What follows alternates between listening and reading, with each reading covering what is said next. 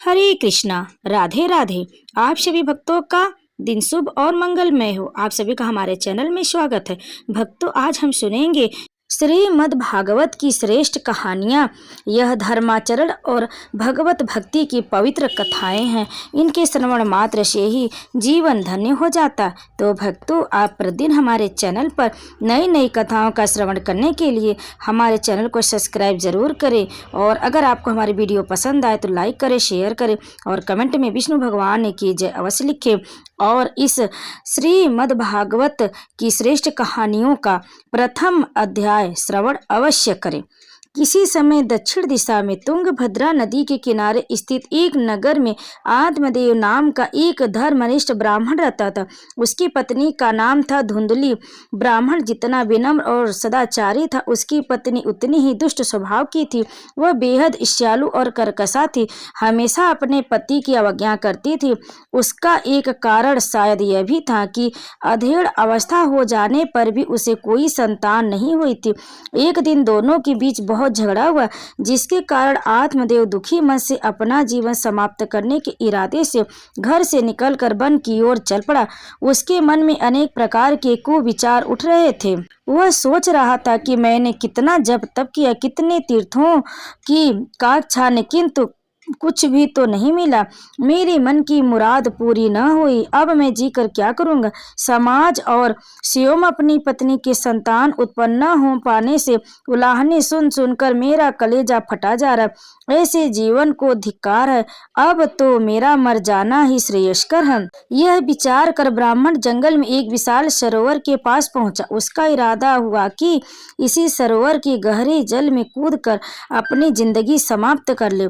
किंतु फिर जैसे उसकी अंतर्यात्मा ने उसे जागृत किया, वह सोचने लगा, शास्त्रों में कहा गया है कि आत्महत्या करना महापाप होता है। ईश्वर द्वारा दिए गए इस अनमोल जीवन को यूं ही समाप्त कर देना पाप होगा। मुझे धीरज से काम लेना चाहिए। ब्राह्मण सरोवर के किनारे बैठ गए और उदास भाव से सरोवर में उठती लहरों को देखने लगा। तभी एक महात्मा जी वहां पहुंचे। महात्मा जी को देखकर आत्मदेव ने उन्हें प्रणाम किया और उनके पैर स्पर्श किए। महात्मा ने ब्राह्मण को आशीर्वाद दिया और उनके उदास चेहरे पर निगाह डालकर पूछा, क्या बात है वत्स, तुम बहुत उदास दिख रहे हो। हाँ मुनिवर, मैं इस कलंकित जीवन से तंग आ चुका हूँ और इसे समाप्त करने का निश्चय करके ही यहाँ आया हूँ, आत्मदेव ने बताया। महात्मा बोले, आत्महत्या एक महान पाप है वत्स। तुम मुझे अपना दुख बताओ, तो हो सकता है मैं ही तुम्हारे दुख का निवारण कर दूं। ब्राह्मण बोला, मुनिवर, वर्षों की साधना के बाद भी मुझे पुत्र प्राप्ति का सुख नहीं मिला। सब लोग मुझे निर्वंशी कहकर मेरा अपमान करते हैं। जरा अपना दया हाथ दिखाओ तो। महात्मा जी बोले, देखो तुम्हारी हस्तरेखाएं क्या बताती हैं। ब्राह्मण ने तत्काल अपना दायां हाथ आगे बढ़ा दिया। महात्मा ने गौर से उसके हाथ की रेखाएं पढ़ी। वह फिर बोले, पुत्र प्राप्ति का योग तुम्हारे भाग्य में नहीं है वत्स, इसलिए इस व्यर्थ की चिंता को छोड़कर अपना शेष जीवन भगवान के भजन कीर्तन भक्ति में लगाओ। यह सुनकर ब्राह्मण ने गिड़गिड़ाते हुए कहा, हे महामुनि, मैंने तो सुना है कि योगी जन असंभव को भी संभव बनाने की क्षमता रखते हैं। उनके मुख से निकला वाक्य ब्रह्म वाक्य होता। हे मुनि श्रेष्ठ, कोई ऐसा उपाय नहीं है जिससे मेरे निःसंतान होने का कलंक दूर हो जाए। महात्मा को आत्मदेव पर दया आ गई। उसका मन पसीज उठा। अपने थैले में से एक फल निकाला और आत्मदेव को देकर बोला, तुम्हें पुत्र प्राप्ति की ज्यादा ही चाह है तो यह फल ले जाओ, जाकर अपनी पत्नी को खिला देना। ईश्वर ने चाहा तो जल्द ही तुम्हारे यहाँ संतान पैदा हो जाएगी। ब्राह्मण ने झुककर महात्मा के फिर से चरण छुए और खुशी खुशी अपने घर लौट पड़ा। घर पहुंचकर उसने वह फल अपनी पत्नी को देते हुए कहा, देवी, इस फल को खा लो, यह एक महात्मा का दिया हुआ प्रसाद है। ईश्वर ने चाहा तो जल्द ही तुम मां बन जाओगी। धुंधली ने फल ले लिया और नहा धोकर फल खाने के लिए कहकर अपने पति को संतुष्ट कर दिया। आत्मदेव के जाने के बाद धुंधली मन में विचार करने लगी कि पहले जरा अपने बहन से यह पूछ लूं कि प्रसव काल में स्त्री को कितना कष्ट होता है। धुंधली की छोटी बहन उन दिनों उससे मिलने के लिए उसके यहाँ आई हुई थी। वह अपनी बहन से मिली, बोली, बहन, मेरे पति ने संतान प्राप्त होने के लिए एक फल लाकर दिया। मैं तुमसे यह पूछना चाहती हूँ कि क्या प्रसव के समय स्त्री को बहुत कष्ट होता है? धुंधली की बहन बोली, यह मत पूछो बहन, इतना कष्ट होता है कि स्त्री पीड़ा से अधमरी हो जाती है। प्रसव के पश्चात तो स्त्री का दूसरा जन्म ही समझो। फिर तो मैं उस फल को कभी नहीं खाऊंगी। धुंधली ने भयभीत होकर कहा, बच्चा हुआ तो मैं तो कष्ट से मर ही जाऊंगी, मेरा सारा यौवन ढल जाएगा, मैं असमय ही बूढ़ी लगने लगूंगी। तुम ठीक सोचती हो बहन, धुंधली की बहन ने कहा। जरा सोचो तो, यदि तुम्हारा यौवन निस्तेज हो गया तो तुम्हारे पतिदेव तुम्हें छोड़कर दूसरी स्त्रियों में दिलचस्पी लेने लगेंगे, तब तुम्हारा क्या होगा? अब मैं क्या करूं बहन, क्या उस फल को नष्ट कर दूं? नष्ट करने की क्या आवश्यकता है, तुम उसे अपनी गाय को खिला दो। तुम्हारे पतिदेव पूछें तो उन्हें बता देना कि तुमने फल खा लिया। धुंधली की बहन ने कहा। इस प्रकार की उसे राय दी। लेकिन जब समय पूरा होगा और मुझे कोई बच्चा न हुआ तो मैं उन्हें क्या उत्तर दूंगी? धुंधली अभी भी हिचकिचाहट महसूस कर रही थी। उसका उपाय मैं तुझे बता देती हूँ, धुंधली की बहन बोली। मैं इस समय 1 महीने से गर्भ हूँ।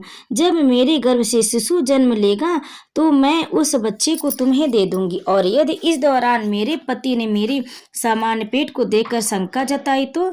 धुंधली ने आशंका व्यक्त की।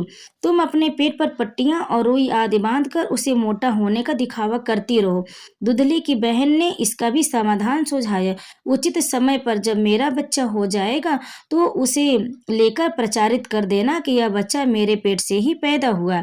बहन की बात मानकर धुंधली ने उस फल उसी दिन अपनी गाय को खिला दी और अपनी बहन को निकट एक मकान में ठहरा दिया। फिर निर्धारित समय पर जब उसकी बहन को बालक पैदा हो गया तो उस बालक को अपने पास बिस्तर पर लिटा लिया और आत्मदेव को कह दिया कि उसे पुत्र पैदा हुआ।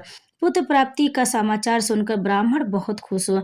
उसने गरीबों और ब्राह्मणों को बहुत सा धन दिया और नगरवासियों को एक बहुत बड़ा भोज दिया। आत्मदेव ने अपने उस पुत्र का नाम रखा धुंधकारी। कुछ दिन पश्चात ब्राह्मण की गाय को भी एक पुत्र पैदा हुआ।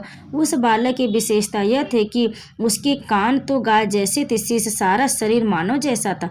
आत्मदेव ने उस बालक का नाम रखा गोकर।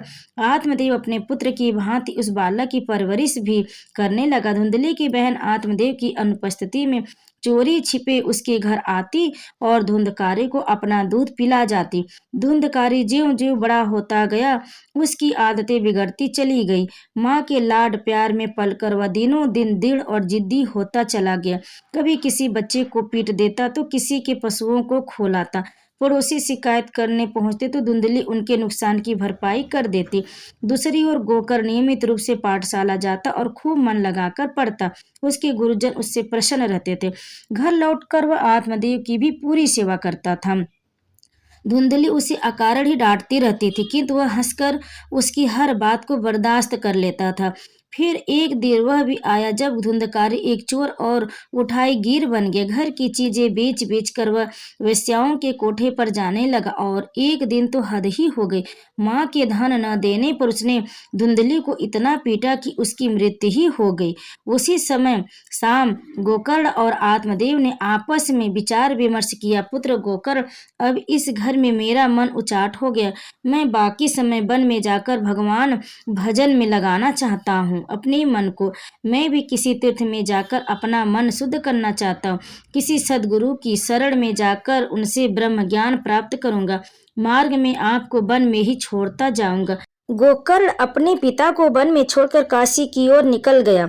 उधर माँ के मरने और पिता तथा भाई द्वारा घर छोड़ देने के पश्चात धुंधकारी बिल्कुल ही आजाद हो गया। उसे कोई टोकने वाला न रहा तो उसने बेखौफ होकर वेश्याओं पर धन लुटाना आरंभ कर दिया। जब तक उसके पास धन रहा वेश्याएं उसका मनोरंजन करती रहीं, लेकिन जब धन समाप्त हो गया तो वेश्याओं ने उसकी अपेक्षा शुरू कर दी। उनके बदले व्यवहार से तंग आकर एक दिन धुंधकारी ने उनसे पूछ लिया, क्या बात है, अब तुम्हारे व्यवहार में न तो पहले जैसा उत्साह है और न ही गर्मजोशी। यह परिवर्तन किस लिए? क्या इसलिए कि अब मेरे पास धन नहीं है? तुम ठीक समझो। धुंधकारी वेश्याएं उससे बोली, अब तुम हमारे पास मत आया करो। धनहीन व्यक्ति की हमारे धंधे में कोई काम नहीं है। जब तुम्हारे पास धन हो जाए तो तुम खुशी खुशी यहाँ आ जाना। हम पहले की तरह ही तुम्हारे मनोरंजन के लिए तैयार रहेंगे। वेश्याओं के उत्तर सुनकर धुंधकारी को बड़ी ठेस लगी, लेकिन उसने इसका भी प्रबंध कर दिया। वह चोरी करने लगा। वो चुराए हुए धन को वेश्याओं पर खर्च करने लगा। एक दिन तो हद ही हो गई। वह 4-5 वेश्याओं को अपने घर ले आया। वेश्याओं ने उसे खूब मदिरा पिलाई और जब वह मदिरा पीकर बेहोश हो गया तो उन्होंने आपस में मिलकर विचार विमर्श किया कि बहन, यह आदमी तो अब हमारे लिए मुसीबत बनता जा रहा। यह चोरी करने लगा, किसी दिन पकड़े गए तो हमें भी मुसीबत में डाल देगा। इसे पीछा छुड़ाने का कोई उपाय सोचो। एक वेश्या ने कहा, उपाय तो यही है कि इसकी हमेशा के लिए छुट्टी कर दी जाए। दूसरी वेश्या बोली, इस समय यह बेहोश, इसका गला दबाकर मार डालो और इसकी लाश घर की इसी आंगन में गाड़ दो। किसी को खबर तक न मिलेगी और इससे हमेशा के लिए हमें छुटकारा भी मिल जाएगा। दूसरी वेश्या के इस सुझाव का सभी ने अनुमोदन किया। उन्होंने गला दबाकर धुंधकारी को मार डाला और एक गहरे गड्ढे खोदकर आंगन में ही उसके शव को गाड़ दिया। फिर वे उसके घर से जो भी मूल्यवान सामान मिला उसे लेकर चंपत हो गई। धुंधकारी मरकर भयानक प्रेत बन गया और उसी मकान में रहकर विचरण करने लगा। वेश्याओं ने प्रचारित कर दिया कि धुंधकारी व्यापार करने के लिए विदेश चला गया। सभी ने उनकी बात पर विश्वास कर लिया। वैसे भी उस जैसे दुराचारी का कोई मित्र या सगा संबंधी तो था ही नहीं जो उसके लिए चिंता करता। पड़ोसियों को तो उसके जाने से उल्टे राहत ही मिली। कुछ दिन पश्चात काशी से अपनी शिक्षा पूरी करके गोकर्ण घर लौटा। रात में जब वह सो रहा था तो घर में अनेक प्रकार के उपद्रव होने लगे, हलचल होने लगी। उसने महसूस होने लगा कि जैसे घर में कोई है, जैसे कोई प्रेत घुस आया है, जो कभी तो कुत्ते की तरह जोर जोर से रोने लगता और कभी हाथी जैसी आवाज में भयानक चिंगाड़े मारता। यह देखकर वह अपने बिस्तर से उठ बैठा। उसने देखा कि उससे कुछ ही फासले पर एक भयानक प्रेत बैठा हुआ और उसकी दृष्टि गोकर्ण पर ही टिकी हुई। गोकर्ण ने अपने कमंडल से जल लेकर मंत्र पढ़कर उस पर छिड़का तो प्रेत कुछ शांत हुआ और एक ओर सिकुड़ कर बैठ गया। गोकर्ण ने उससे पूछा, तुम कौन हो भाई और इस प्रेत योनि में क्यों भटक रहे हो? इस पर प्रेत ने अपना परिचय दिया और गिड़गिड़ाकर कहा, मुझे इस प्रेत योनि से मुक्ति दिलाओ भैया। मैं बेहद कष्ट भोग रहा हूँ। मर कर भी मेरी आत्मा को शांति नहीं मिली।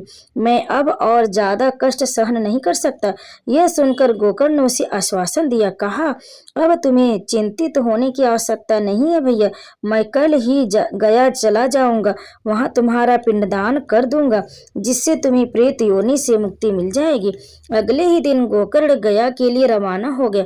वहां उसने विधिवत धुंधकारी का तर्पण किया, उसकी आत्मा की शांति के लिए ईश्वर से प्रार्थना की। जब वह वापस लौटा तो उसने पुनः धुंधकारी को प्रेत योनि में ही भटकते पाया। इस पर गोकर्ण को बहुत आश्चर्य हुआ। उसने धुंधकारी के प्रेत से पूछा, भैया, मैंने तो गया में विधिवत तुम्हारा पिंडदान और श्राद्ध किया था, लेकिन तुम्हारी मुक्ति तो फिर भी नहीं हुई। मैं तो घोर पातकी हूँ भैया। धुंधकारी के प्रेत ने कहा, मेरी मुक्ति साधारण उपायों से नहीं होने वाली। जब तक तुम कोई ठोस उपाय नहीं करोगे मैं इसी प्रकार इस योनि में भटकता रहूंगा। अगले ही दिन गोकर्ण के अनेक विद्वानों और पंडितों से सलाह ली और उसने धुंधकारी की मुक्ति का उपाय पूछा तो पंडितों ने कहा, गोकर्ण, तुम सूर्य भगवान की आराधना करो। यदि वे तुम्हारी आराधना से प्रसन्न हो गए तो तुम्हारे भाई की मुक्ति का उपाय अवश्य बता देंगे। अगले ही दिन से गोकर्ण ने सूर्यदेव की आराधना आरंभ कर दी। भगवान सूर्य उसकी आराधना से प्रसन्न हुए और उसके सामने प्रकट हो गए। कहा, मैं तुम्हारी पूजा आराधना से प्रसन्न हूँ। वत्स, मांगो, क्या वर मांगते हो?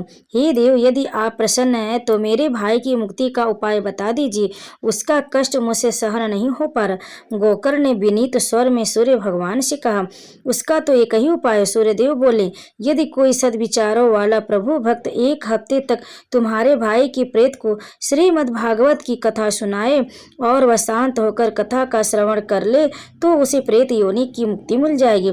तब मैं स्वयं उसे श्री हरि की कथा सुनाऊंगा देव। लेकिन मेरी एक शंका भी है कि वह एक प्रेत है, साधारण मानव की तरह मेरे सामने बैठकर कथा नहीं सुन सकता। उसका भी एक उपाय है। सूर्यदेव बोले, तुम कथा स्थल पर एक साथ गांठ वाला बांस गाड़ देना। प्रेत उस बांस की अंतिम गांठ पर सूक्ष्म रूप में आकर बैठ जाएगा। फिर ज्यों-ज्यों कथा समाप्त हो जाएगी, बांस की गांठें चटक चटक कर फटती जाएंगी। अंतिम गांठ जैसे ही फटेगी, वह प्रेत इस योनि से मुक्त हो जाएगा। गोकर्ण ने वैसा ही किया। श्रीमद् भागवत की कथा का आयोजन किया। प्रेत 7 गांठ वाले बांस के ऊपरी सिरे पर आ बैठा। ज्यों-ज्यों कथा आगे बढ़ती गई, बांस की गांठें फटती गई। जब वह 7वें दिन कथा का समापन हुआ तो अंतिम गांठ भी फट गई और उसमें से दिव्य पुरुष के रूप में धुंधकारी प्रकट हो गया। तभी एक विमान स्वर्ग से वहां पहुंचा और देवदूतों ने धुंधकारी को उस विमान पर बैठा लिया और उसे देवलोक ले गए। जो भी व्यक्ति श्रीमद् भागवत कथा का सच्चे मन से श्रवण करता है, अंततः उसे स्वर्ग में ही स्थान प्राप्त होता है। ओम नमो भगवते वासुदेवाय। कथा को अंत तक सुनने के लिए आप सभी भक्तों का बहुत बहुत धन्यवाद।